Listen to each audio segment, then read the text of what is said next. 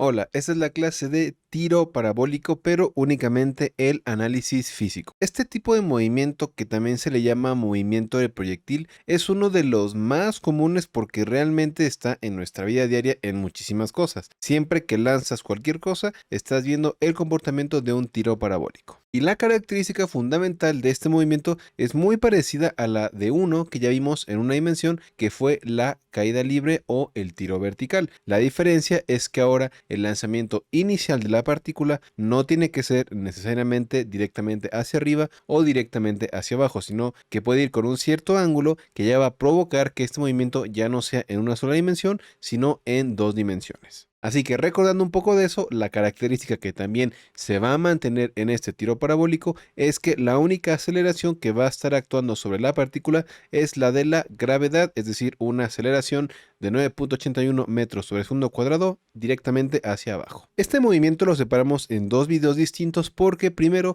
hay que hablar sobre los fundamentos o las características físicas de este movimiento, qué condiciones cumple. Porque una vez que entendamos con claridad cómo es este movimiento y qué características tiene, vamos a poder pasar mucho más fácilmente a ya un análisis matemático. Este movimiento en sí es un movimiento en dos dimensiones, un movimiento horizontal y un movimiento vertical, porque se mueve sobre el mismo plano. Cabe mencionar que en este caso seguimos tomando en cuenta que no hay fricción del aire ni de ningún otro medio, porque en particular este movimiento del tiro parabólico en presencia de la fricción del aire sí cambiaría un poco más respecto a los otros que ya hemos visto, pero seguimos en el caso más sencillo, no hay fricción, así que simplemente vamos a tomar esa consideración. Así que vamos a empezar. Muy bien, entonces, como ya dijimos, básicamente este movimiento consiste en que yo tengo una partícula y esta partícula va a ser lanzada con una cierta velocidad inicial y a un cierto ángulo, es decir, con una cierta inclinación.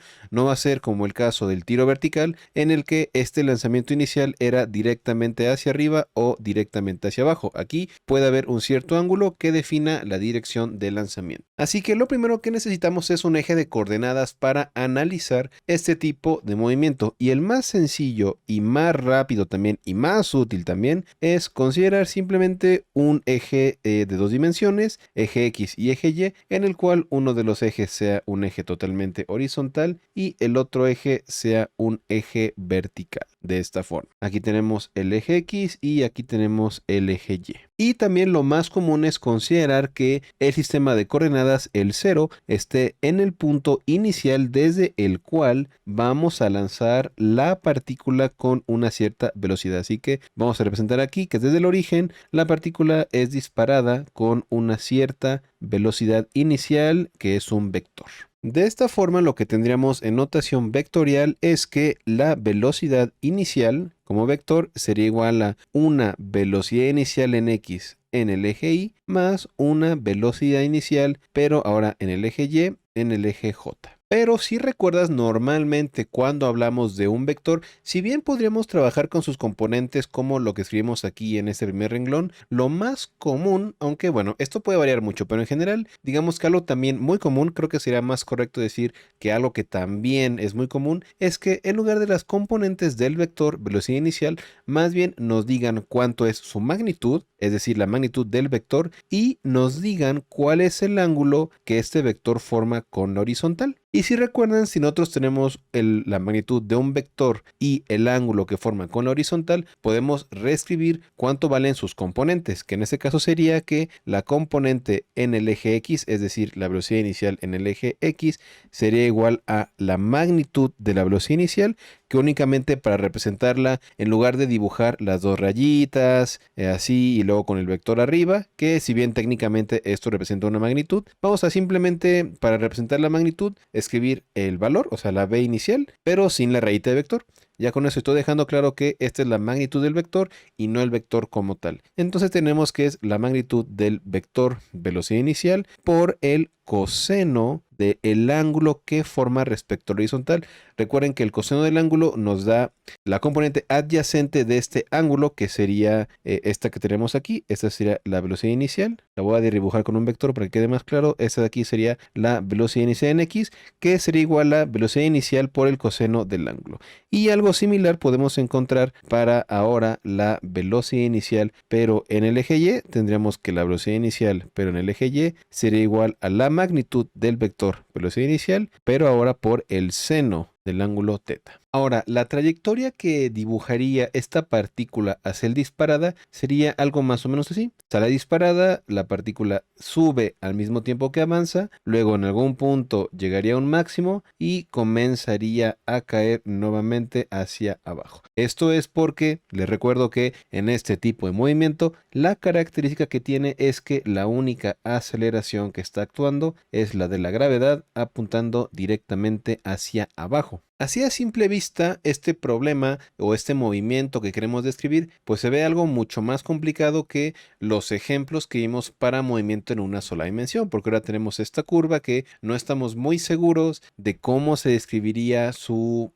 trayectoria, o más bien cómo sería su comportamiento en general, pero esto se va a reducir bastante porque resulta que este movimiento, el tiro parabólico, lo podemos separar en una combinación de dos movimientos. Una vez más, podemos analizar por un lado el movimiento únicamente en el eje X y por otro lado el movimiento únicamente en el eje Y. Esto de poder separar el análisis de un movimiento en sus diferentes componentes a lo largo de cada uno de los ejes es algo que en muchas ocasiones se puede hacer. Hay algunos casos particulares en los que no, en los que digamos que el movimiento sobre uno de los ejes afecta el otro, pero en este caso no es así. El cómo se mueve la partícula sobre el eje X y sobre el eje Y es independiente. Son dos comportamientos independientes entre sí, pero que al verlos al mismo tiempo obtenemos este movimiento del tiro parabólico. Así que, ¿en qué movimientos podemos separar el tiro parabólico? Vamos a analizarlo de dos formas. Por un lado, vamos a analizarlo como un movimiento horizontal, es decir, cómo se está comportando en el eje horizontal, que en este caso sería el eje X, y vamos a ver también cómo se comporta pero en el eje vertical, que en este caso sería en el eje Y. Entonces, primero, de forma horizontal, lo único que tenemos es un movimiento en el que no está afectando ninguna aceleración, porque recuerda que dijimos desde un inicio que la característica del tiro parabólico es que la única aceleración que está actuando es la aceleración de la gravedad, que apunta de forma vertical sobre el eje Y. Entonces, en el eje X, lo que nosotros tenemos es un movimiento con velocidad constante, no hay aceleración. La aceleración en este movimiento es igual a cero simplemente. Ahora, por otro lado, en el eje vertical sí que tenemos una aceleración. La aceleración es el valor de la gravedad, siempre apuntando hacia abajo. Y aquí algo muy importante, el hecho de decir que la gravedad está apuntando siempre hacia abajo, nos está diciendo que la aceleración no va a cambiar ni su magnitud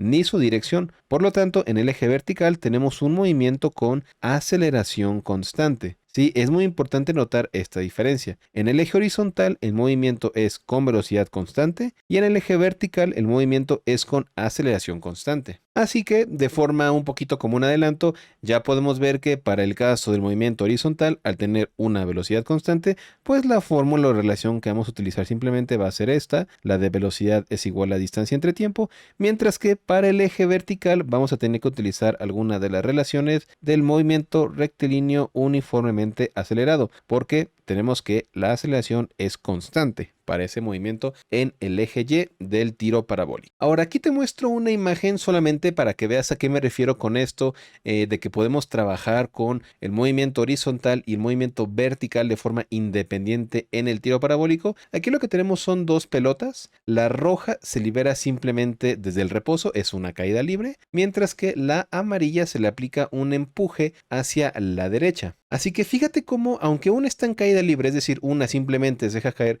y la otra es un tiro parabólico por tener una velocidad en el eje horizontal, su caída es exactamente igual. Es decir, aunque una tenga una componente de velocidad en el eje X, su comportamiento en el eje Y es el mismo. Con esto, lo que se puede concluir es que, a pesar de tener un efecto en el eje horizontal, estos dos movimientos son independientes. Es decir, el hecho de que se esté moviendo en el eje horizontal no afecta de ninguna forma su movimiento vertical. Es por eso que podemos, en nuestro caso, separar los dos movimientos y vamos a analizar cada uno de forma independiente. Y bueno, con eso llegamos al final de esta clase. Ya analizamos de forma física cómo es el comportamiento del tiro parabólico. Podemos separarlo en dos movimientos, uno con velocidad constante en el eje horizontal y uno con aceleración constante en el eje vertical. Lo que sigue ahora es ya que analicemos ahora sí de forma matemática cada uno de estos movimientos para poder describir de forma precisa el comportamiento de este tipo de tiro parabólico. Eso sería todo, así que nos vemos en el siguiente.